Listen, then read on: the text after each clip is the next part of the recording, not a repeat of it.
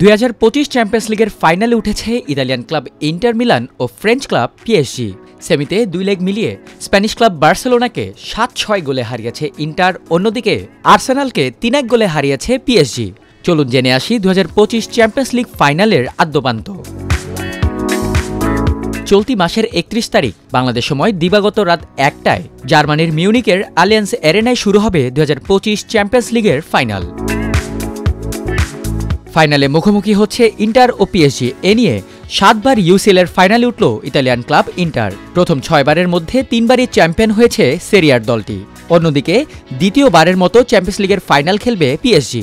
2020 সালে প্রথমবার ফাইনালে উঠে জার্মানির বায়ার্ন মিউনিকের কাছে 1-0 গোলে হেরে রানার আপ হয় প্যারিসের দলটি। জার্মান ক্লাব বায়ার্ন মিউনিকের হোম ভেন্যু আলিয়ান্স অ্যারেনায় দ্বিতীয়বারের মতো হতে যাচ্ছে চ্যাম্পিয়ন্স লিগের ফাইনাল। 2012 সালে এই মাঠে হওয়া প্রথম ফাইনালে বায়ার্নকে টাই ব্রেকারে হারিয়ে চ্যাম্পিয়ন হয় ইংলিশ ক্লাব চেলসি।